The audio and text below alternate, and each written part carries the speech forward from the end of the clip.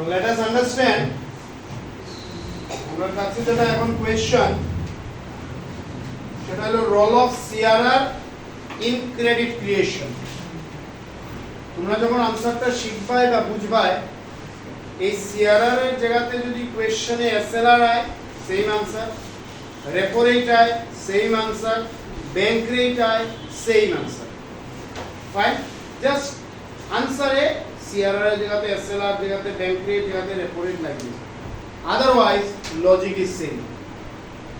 CRR যেভাবে credit ক্রিয়েশনে impact করে সেম ওয়েতে এসএলআরও করে, সেম ওয়েতে রেপো রেটও ক্রেডিট ক্রিয়েশনে ইমপ্যাক্ট করে, সেম ওয়েতে ব্যাংক রেটও। জাস্ট আমরা শিখবো বা বুঝবো একটা, but it applies to all. তো কিভাবে আমরা ক্রেডিট ক্রিয়েশনে অলরেডি আমরা মোটামুটি একটু জানিয়ে আইছি, বাট এরপরেও আমরা জিনিসটা দেখি যে ক্রেডিট ক্রিয়েশন বা সিম্পলি যেটা আমরা লোন ক্রিয়েশন করি, সেই লোন ক্রিয়েশনের জব আই মিন রেসপন্সিবিলিটি হলো কার কার রেসপন্সিবিলিটি? Commercial banks. বাজারে যে লোন ক্রিয়েটর, লোন আর মানি সাপ্লাই হয় সেটা করে অ্যাকচুয়ালি কমার্শিয়াল ব্যাংক, বাট কার ডাইরেকশনে করে? সেন্ট্রাল ব্যাংকের ডাইরেকশনে করে। কতটা লোন ক্রিয়েট করতে capable, let me repeat the line, একটা কমার্শিয়াল ব্যাংক কতটা লোন ক্রিয়েট করতে capable, it depends on some actions of central bank. একটা কমার্শিয়াল ব্যাংক কতটা লোন ক্রিয়েট করতে capable, it depends on some actions of the central bank. এই actions গুলা কি কি, মুভ গুলা কি কি? CRR, SLR, repo rate, reverse repo rate, bank rate, this and that. তো কিভাবে যদি সেন্ট্রাল ব্যাংকে সিআরআর বাড়ায় তাইলে funds available with commercial bank will reduce. If central bank increases CRR, say 100 rupees is deposited, আগে আসছিল 5% CRR, এখন 10%। তাইলে আগে যখন 5% আসছিল কমার্শিয়াল ব্যাংকের হাতে ফান্ড আসছিল 90 রুপিস, এখন 10% এ 95 রুপিস, এখন 10% এ সেটা হবে 90 rupees. So higher CRR means less fund with the commercial banks. Less fund implies higher interest rate charged by the commercial bank. This is the logic. আর কিছু না। সিআরআর যদি বাড়ে, কমার্শিয়াল ব্যাংকের হাতে টাকা কমে যাব, কমার্শিয়াল ব্যাংকের হাতে যদি টাকা কমে যায়, সে বেশি ইন্টারেস্টে লোন দেবে, বেশি ইন্টারেস্ট রেট চার্জ করবে। এ যখন বেশি ইন্টারেস্ট রেট চার্জ করব, লোন কম ক্রিয়েট হইব। জাস্ট ট্রাই টু আন্ডারস্ট্যান্ড, এখানে higher CRR, lower loan creation, lower CRR, vice versa relation, higher loan creation. This is all about the relation between loan creation or credit creation between CRR, SLR, bank rate, repo rate, whatever monetary instruments in between these 4-5 would be. Same logic, same relation. যে loan যদি central ব্যাংকের চায় কম create করাইতো, commercial ব্যাংকের যদি capable কম বানাইতো, তাইলে এ CRR রে বাড়াইবো, SLR রে বাড়াইবো, ব্যাংক রেট বাড়াইবো, reverse I mean repo rate রে বাড়াইবো। তো এইসব যখন বাড়বো, কমার্শিয়াল ব্যাংকের হাতে ফান্ড কমে যাবে। কমার্শিয়াল ব্যাংকের হাতে যখন ফান্ড কমবো, হ্যাঁ হাইয়ার ইন্টারেস্ট চার্জ করবো। হ্যাঁ যখন হাইয়ার ইন্টারেস্ট চার্জ করবো, মানুষের লোন কমবে। ভাইস ভার্সা, যখন সেন্ট্রাল ব্যাংকে এইসব রেটস গুলারে কমাই দিব, তখন কমার্শিয়াল ব্যাংকের হাতে ফান্ড বাড়িয়ে দিব। এর হাতে যখন ফান্ড বাড়বো, হে ইন্টারেস্ট রেট চার্জ কমাইব। হে যখন ইন্টারেস্ট রেট চার্জ কমাইব, মানুষের বেশি। This is the simple story. Is it okay? Now same point থেকে বোঝার চেষ্টা করো যে এইসব ইনস্ট্রুমেন্ট, সিআরআর হোক, এসএলআর হোক, রেপো রেট হোক, ব্যাংক রেট হোক, এইসব ইনস্ট্রুমেন্ট কিভাবে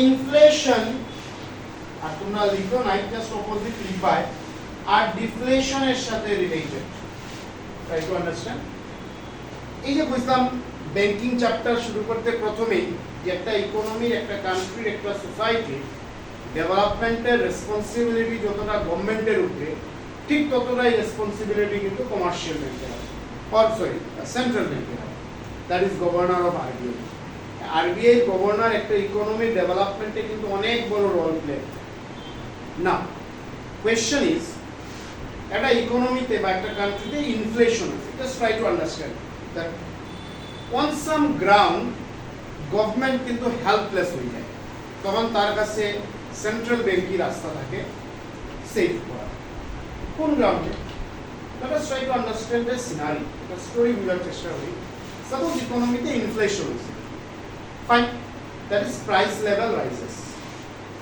price level rise কেন হইছে simple reason what is the reason what is the reason আরে এটা তো তুমি এখন এটা পড়রাই বলি এইটা মাথায় আছে মনে করো এটা পড়ছো না before this Supply com okay one reason supply is less other reason demand বেশি higher demand excessive demand please try to understand the logic এটা ইকোনমিতে ইনফ্লেশন কান্ট্রিতে ইনফ্লেশন আছে জিনিসের দাম বাড়ে সে এখন যদি আমি শেয়ার মার্কেটে গিয়ে কোনো সবজি কিনতে চাই সবটার দাম কিন্তু অনেক বেশি আমরা শুনি আর তো আমরা প্যারেন্টসের মুখে বা নিউজ পেপারে কেন এটার price of vegetables in the market nowadays is high because আমি যে আই মিন শিলচরে যে সবজিগুলো ইম্পোর্ট হয় from Guwahati or from that Shillong or Haflong whatever place ওইখান থেকে আমরা কোনো রোড কানেক্টিভিটি নাই due to this calamity and all so এর থেকে আমার শিলচরে সাপ্লাই সবজি আননা যতটা আমার ডিমান্ড ফাইন সবজি আননা তো ডিমান্ড যতটা আছে তত প্রাইস বাড়ছে এখন এই সবজিগুলোরে খুব শর্ট পিরিয়ডে আমার শিলচরে আনা পসিবল না বা রেদার এই সবজির অল্টারনেটিভলি আমার শিলচরে প্রোডাকশন করাও পসিবল না possible but it takes time so in a long time period আমি ইনফ্লেশনকে কন্ট্রোল করতে পারবো বাই ইনক্রিজিং সাপ্লাই আর সাপ্লাই ইনক্রিজ করে ডিপেন্ড করে প্রোডাকশন আর প্রোডাকশন হইতে ইট টেকস টাইম তাহলে ইমিডিয়েট মেজার্স কিটা ইমিডিয়েট মেজার্স গভর্নমেন্টে পুরো আমরা হাতে নাই চলো সেন্ট্রাল ব্যাংকের কাছে সেন্ট্রাল ব্যাংকের গভর্নরকে গিয়া জিগাই যে ইকোনমিতে ইনফ্লেশন দেখা দিছে এইটারে আমি কমাইতে গেলে আমি সাপ্লাই বাড়াইতে লাগবো মানে প্রোডাকশন বাড়াইতে লাগবো বাট প্রোডাকশন তো আমি ফোর্টনাইটে বাড়াইতে পারতাম না এখন তুমি আমার সলিউশন দাও যে কিভাবে আমি ইনফ্লেশন কন্ট্রোল করতে পারি তখন আরবিআই এর গভর্নরের বলবো পড়লো আমার কাছে একটা বেস্ট সলিউশন আছে খুব শর্ট পিরিয়ডে